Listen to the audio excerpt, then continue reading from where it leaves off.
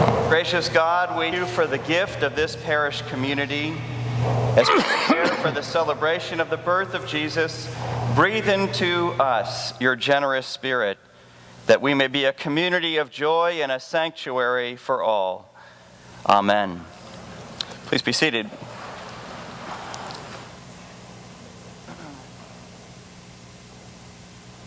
I heard a funny story the other day about a burglar who was breaking into a house one night, and he was shining his flashlight around, and as he went in search of valuables, he heard a voice say to him, "Jesus is watching you."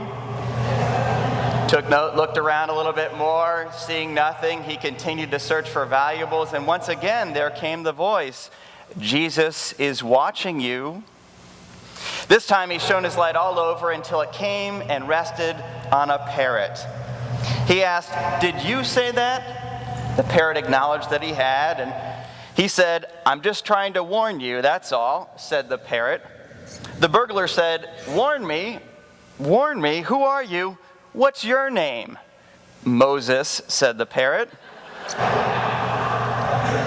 "Well, what kind of stupid people would name a parrot Moses?" the burglar asked. The bird replied, "I don't know, I guess the same stupid people that would name a Rottweiler Jesus."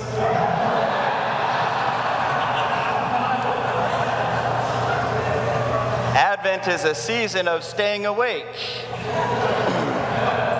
That's my joke on staying awake.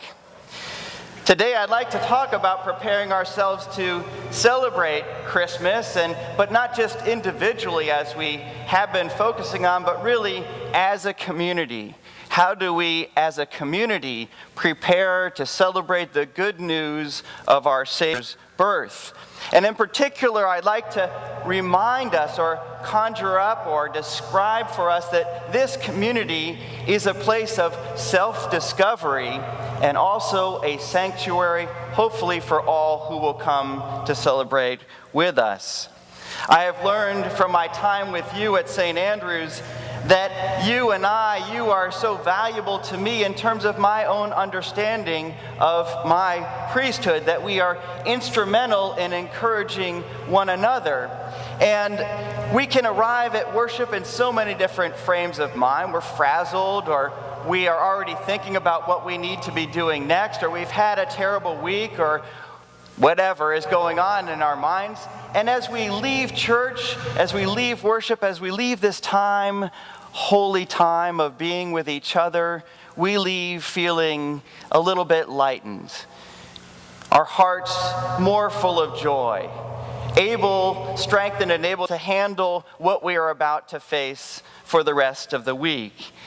Now, there's a term in South Africa that's used to describe a nature of community which has to do with how you and I support each other, and it's called Ubuntu. And it's simply this, that I am a person through another person, that really I come to my own understanding of who I am because of you. In practice, that might look like this: I am a better husband because of my wife. In our interaction, she challenges me to be more loving and patient and caring. And because she has set that up, I am expanded as a husband and more fully developed as a person. I am a better priest because of you. You asked me to lead to vision, and because of that request, that conjures up more of me. I'm expanded as a person because I've come to understand my vocation through you. That you and I, for each other, as we come to this place, as we are challenged by each other, we set certain standards in mind. And without this interaction of community, we would be less of a person than we are now. We're greatly enhanced, more expanded as a person because of each other. Because this parish expects you to share the gift that's within you, you are now challenged to define that gift and how that might be shared going forward. Now, I used to be patient with people who said, I don't need church. I can worship God on the golf course. It's true, you can worship God on the golf course. But in terms of our spiritual development, we really need the presence of one another to challenge us to grow.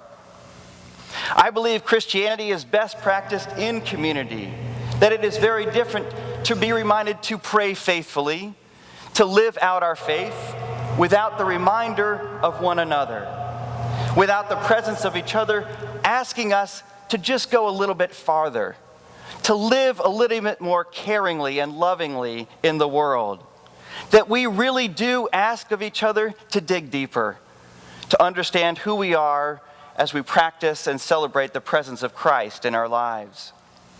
There's a story I want to share with you that has to do with this Ubuntu concept, that I discover who I am through the presence and experience of another.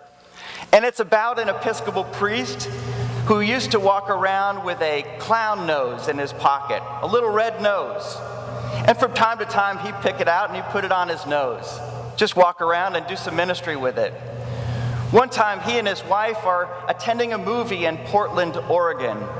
It's during a heat wave, it's in the middle of summer, and wouldn't you know it, at the same movie time, all the camps from around the area were letting their boy counselors, their male counselors, out for a night on the town.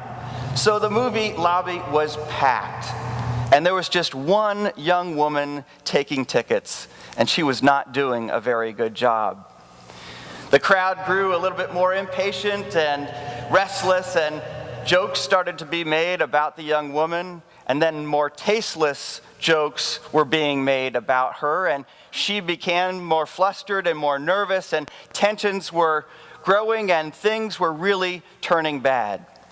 So the Episcopal priest reached into his pocket, pulled out the clown nose, put it on his face, began to walk around, staring at the floor, clown nose on, looking at the ceiling, walking in front of people, looking at the popcorn machine. And wouldn't you know, people started to laugh. They started to laugh, to make some jokes, a little bit about him, a little bit about what was going on. The reaction of the clown nose was transformational.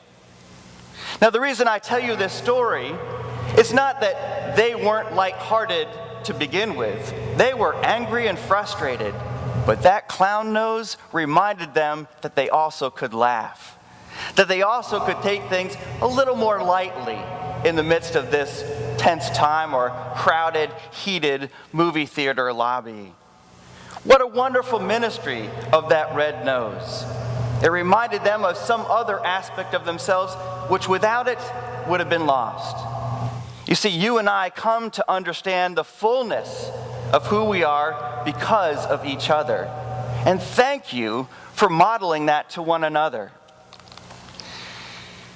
Our gospel lesson for today is a two-parter. It's actually the tail end of what we heard last week. And the way Luke tells this story, it has a community emphasis to it, which is why I wanted to talk about community today. The story is about John the Baptist. He's by the River Jordan, preaching to the tax collectors and the soldiers and everyone else who had gathered there to hear his message. And as he gathered there, the way Luke tells the story, he's not identified as John the Baptist, as we remember him from every other gospel account. He's not defined by what he does, which is baptizing. He's defined on who he is. The story introduces him as John, son of Zechariah.